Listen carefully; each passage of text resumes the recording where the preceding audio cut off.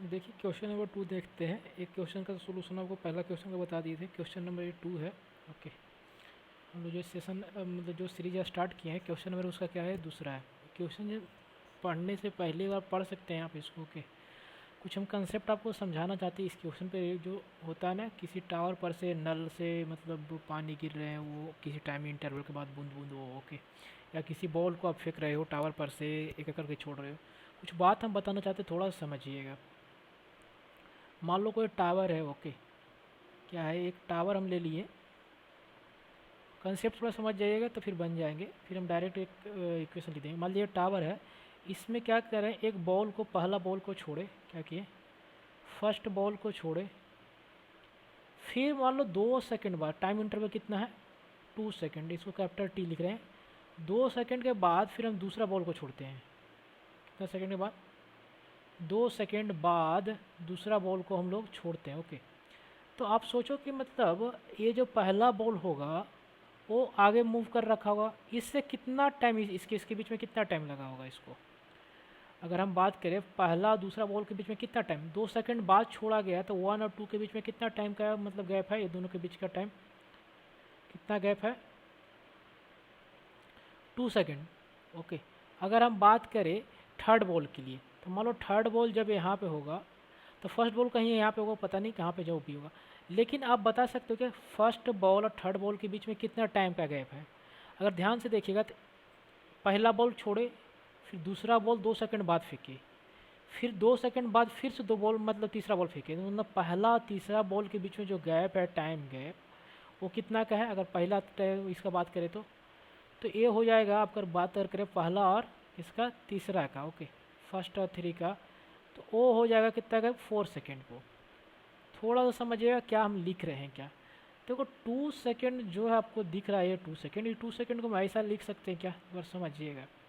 इस 2 सेकेंड को हम ऐसा लिख रहे हैं, 2 - 1 × 2, ऐसा लिख सकते क्या।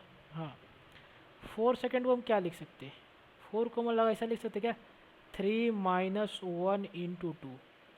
तो थोड़ा सा अगर ध्यान से देखिएगा ना, कि 2 क्या है, मतलब सेकेंड बॉल और फर्स्ट बॉल के बीच में अगर टाइम का गैप निकालना है कि 2 और फर्स्ट के बीच में कितना टाइम का गैप है, कितना आगे है वो, कितना उससे पीछे है, उस टाइम का गैप मतलब उसके उसके बीच में कितना टाइम लगा है।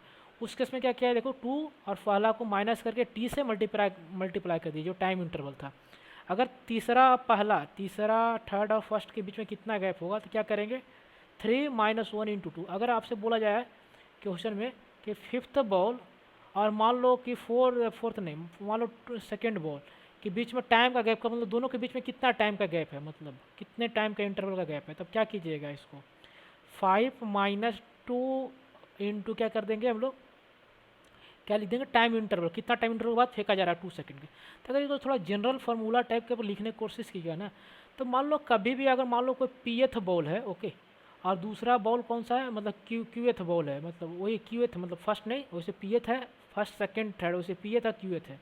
तो ये दोनों के बीच में अगर टाइम का गैप अगर टी है, तो मान लो पी ज़्यादा है मतलब, ओके, तो हम लोग क्या लिखेंगे always, P - Q × T। T क्या है, टाइम इंटरवल, कितना टाइम इंटरवल के बाद बॉल को मतलब फेंका जा रहा है। ओके, ये बात समझ में आया क्या, ये बात आपको क्लियर होना चाहिए, क्या होना चाहिए, ये बात क्लियर होना चाहिए।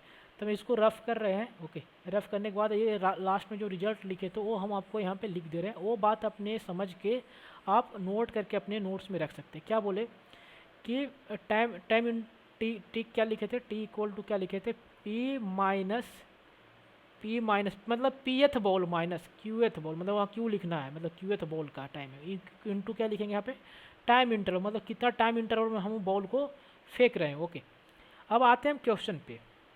जब क्वेश्चन पढ़िएगा क्या बोला था, द बॉल आर मतलब रिलीज किया गया है कहाँ से, top of the tower of the height H, मतलब एक हाइट है कैपिटल एच। ओके, वहाँ पर से बॉल को मतलब हम लोग ड्रॉप कर रहे हैं, तो ड्रॉप करने का मतलब क्या, उसका यू क्या हो जाएगा वहाँ पे, 0। ओके, रेस्ट में हम लोग छोड़ रहे हैं। ओके, बोला क्वेश्चन में क्या है आगे, when the first ball reaches the ground, मतलब पहला बॉल कहाँ आ चुका है, ग्राउंड पे आ चुका है, कहाँ आ चुका है, फर्स्ट बॉल ग्राउंड पे आ चुका है।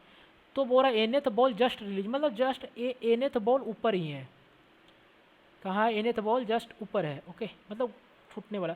तो आप सोचो तो 1 और n बॉल के बीच में टाइम गैप निकाल सकते हो क्या? अगर टाइम इंटरवल का गैप t अगर मान ले, टाइम इंटरवल कितना मान ले t, जो फार्मूला आपको बताए थे कि दोनों के बीच में टाइम गैप कितना हो जाएगा अगर t का बात करें, तो t का बात की जगह क्या लिखेगा, n-1 इंटू कैपिटल T।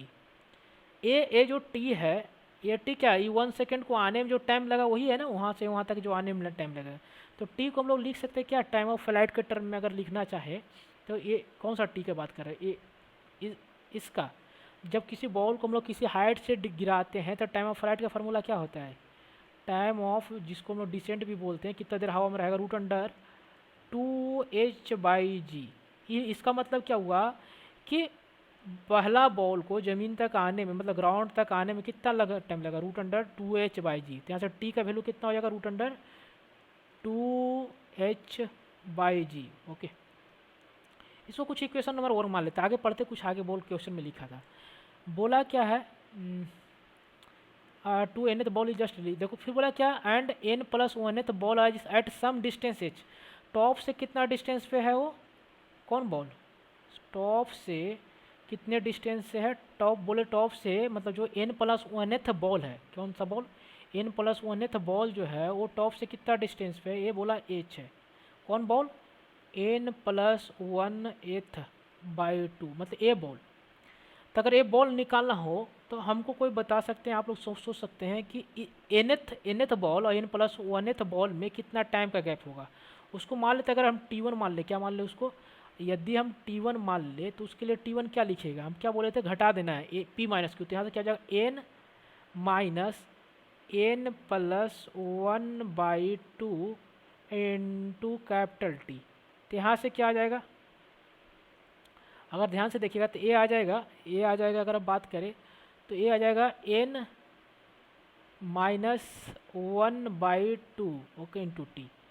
अब बताओ, मतलब n+1 तो बॉल है, इतना टाइम, ये तो अभी वहीं पे रुका हुआ है n ना, इतना टाइम वो चल चुका होगा। तो बताओ h इक्वल टू फार्मूला हम लोग नहीं लिख सकते क्या, h इक्वल टू क्या लिख सकते, छोटा h equal to half AT², क्या u तो 0 है, ए से बराबर आप लिखिएगा ut प्लस हाफ AT²।